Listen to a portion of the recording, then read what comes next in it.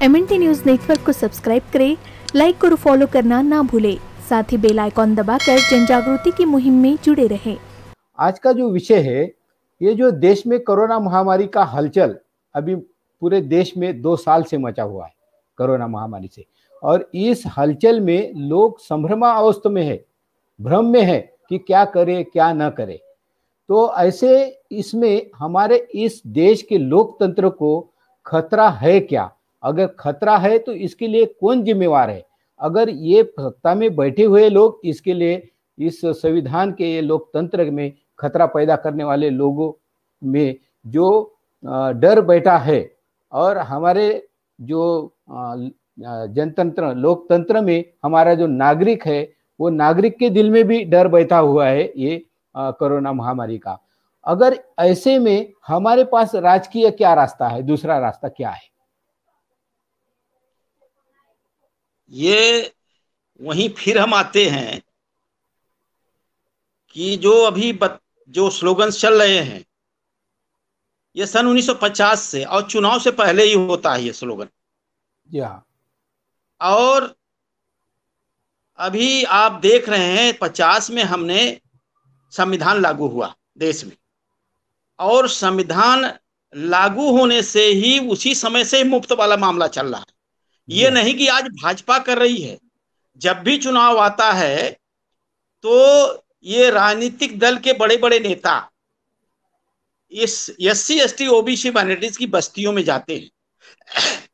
वो जानते हैं कि ये क्या क्या इनको चाहिए। किसी को दारू की बोतल से, दारू की बोतल मुफ्त में, पैसा मुफ्त में, साड़ी कंबल मुफ्त में है। ये सन 50 से लेकर आज तक यही चल रहा है, केवल इसलिए कि सत्ता उनके हाथ में आवे। लेकिन आज तक उन्होंने दिया क्या, इसको समझने की जरूरत है। उन्होंने इस देश के मूल निवासियों को मुफ्त में मौत दिया है केवल। आप अगर पिछला इतिहास देखिए कांग्रेस के समय में, तो कांग्रेस के समय में सांप्रदायिक दंगे में हमारे मूल निवासी समाज के लोग मारे गए। कांग्रेस के जमाने में ही 4000 सिखों को जिंदा जला दिया गया। कांग्रेस के जमाने में ही उत्तराखंड के कफाल्टा में केवल बारात मंदिर के पास से जा रही थी और वहां पर उन्होंने ऐतराज किया। इसके बाद 14 लोगों को जिंदा जला दिया गया।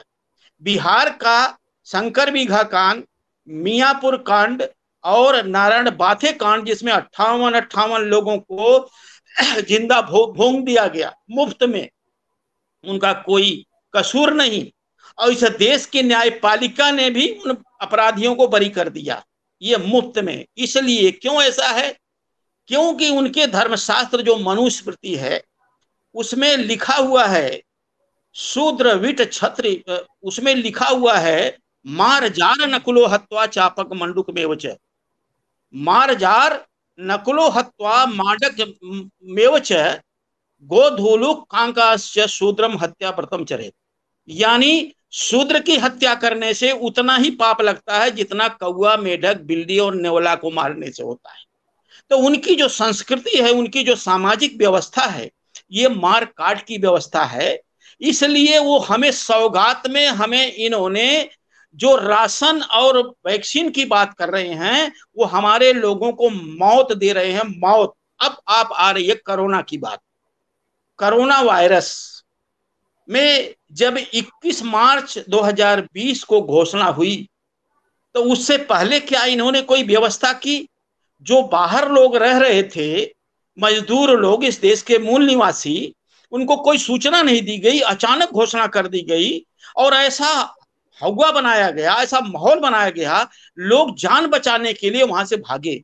भगदड़ में कितने लोग मरे हैं पूरा देश जानता है।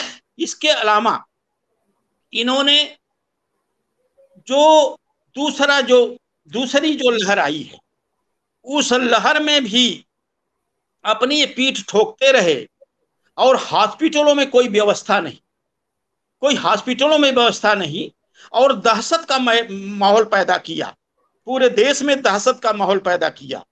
और उस दहशत के कारण ज्यादा लोगों का हार्ट अटैक हुआ है।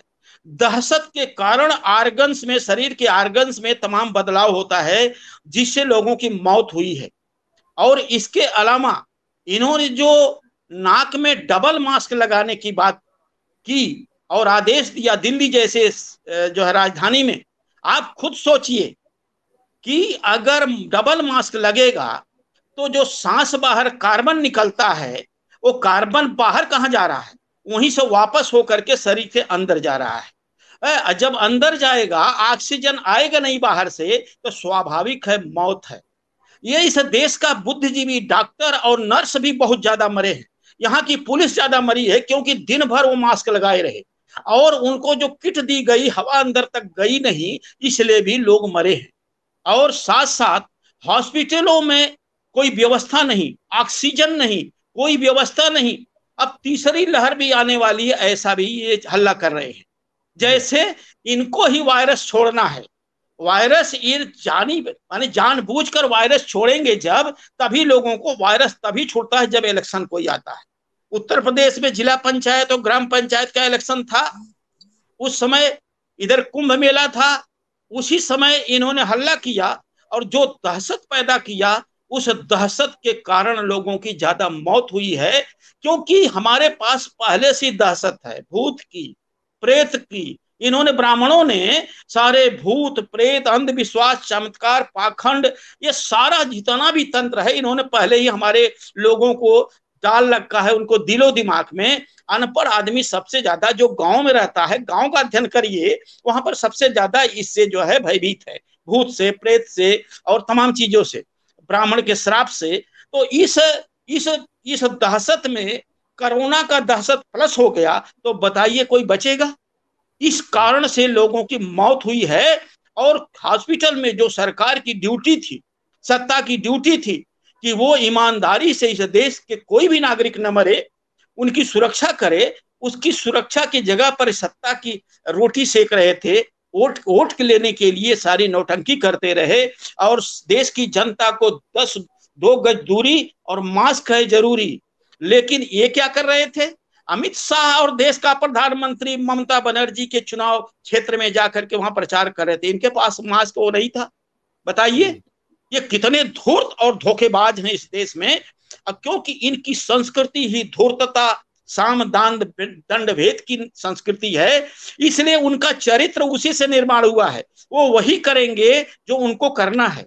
तथागत बुद्धा ने कहा, बुद्धं शरणं गच्छामि, बुद्ध की शरण में जाओ, यानी ज्ञान की शरण में जाओ। तो ये बुद्धा का, हमारा देश का प्रधानमंत्री बाहर जाता है, जब पूछते हैं, जब वहां परिचय देते हैं तो कहते हैं हम बुद्ध की धरती से आए हैं। कभी नहीं कहते राम की धरती से आए, कृष्ण की धरती से आए हैं, वो कहते बुद्ध की धरती से आए हैं। अब बुद्ध ने कहा बुद्धं शरणं गच्छामि, सबको ज्ञान दो, तथा और हमारे राष्ट्रपिता फूले ने कहा विद्या के अभाव में ही शूद्रों का पतन हुआ। इस देश का 85% जो हमारा समाज है उस विद्या के अभाव में वो हुआ, इसलिए उनका संदेश था शिक्षित बनो।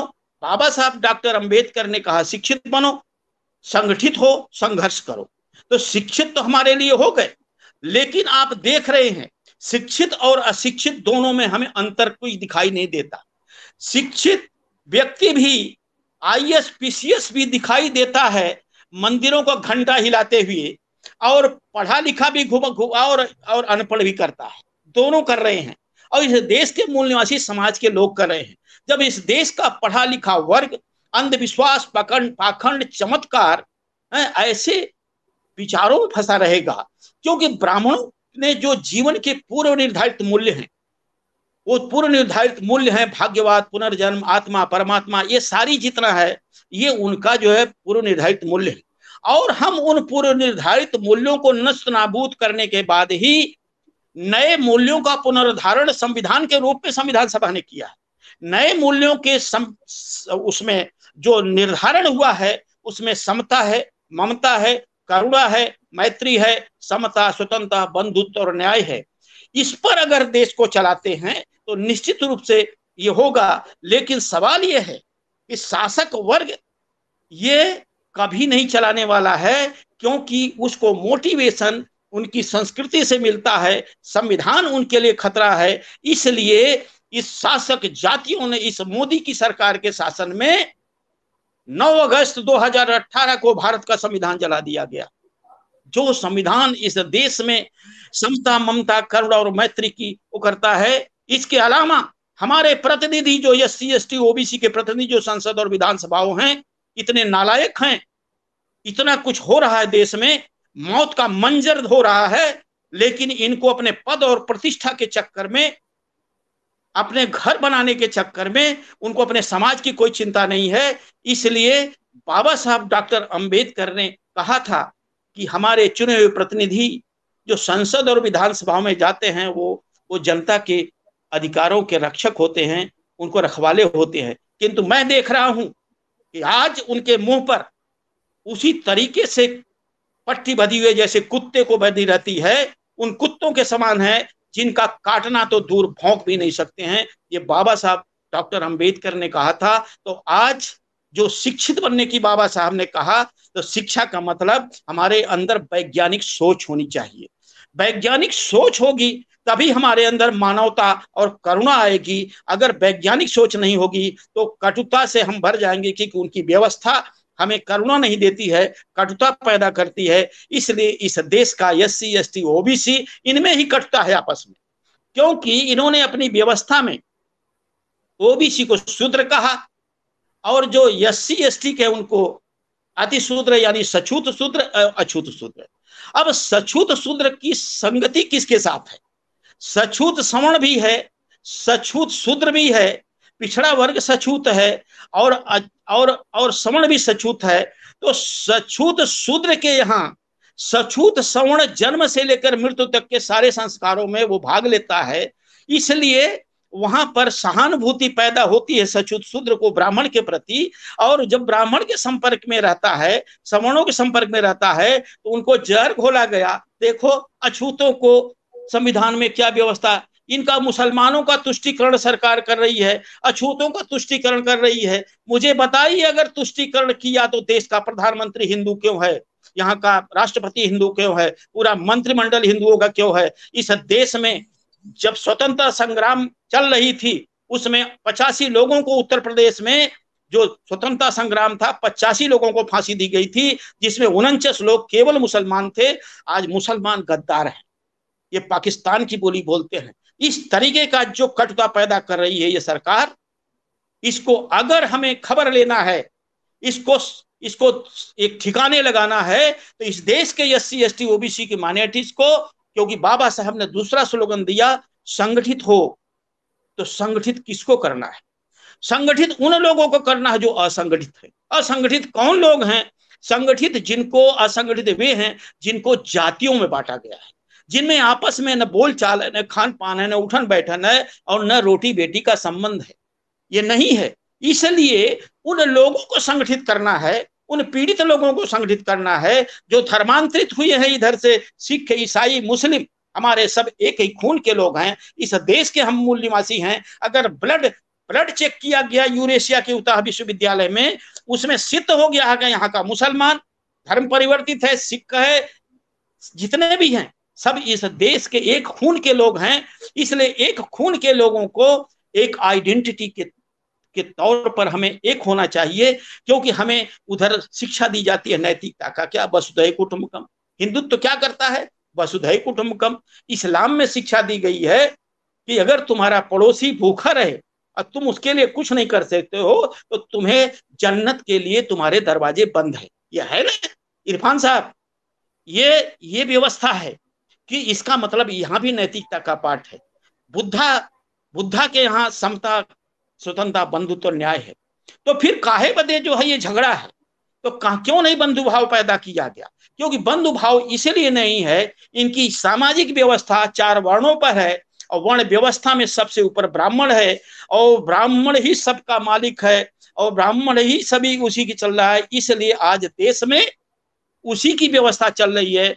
जब तक वो व्यवस्था चलती रहेगी, हमारा कल्याण होने वाला नहीं है। और व्यवस्था परिवर्तन हम सत्ता से ही कर सकते हैं, और इसलिए मूल निवासी बहुजनों के हाथ में सत्ता होनी चाहिए। गुलामों का धर्म गुलाम बनाने वालों का धर्म एक नहीं हो सकता, बदमाशों का धर्म शरीफों का धर्म एक नहीं हो सकता, गुंडों और बदमाशों का धर्म शरीफों का धर्म एक नहीं हो सकता। इसलिए मूल निवासियों का धर्म और इन विदेशियों का धर्म एक नहीं हो सकता, उनकी मानवता नहीं एक हो सकती है। इसलिए हमें इस देश में हमें SC ST OBC और माइनॉरिटीज को इकट्ठा करके इस देश को हमें कमांड करने की जरूरत है। और अगर हमने कमांड कर लिया इस देश की सत्ता पर तो हम डिमांड नहीं करेंगे, हम कमांड करेंगे और कमांड से अपनी सारी समस्याओं को दूर कर लेंगे, इसमें कोई दो राय नहीं है। धन्यवाद।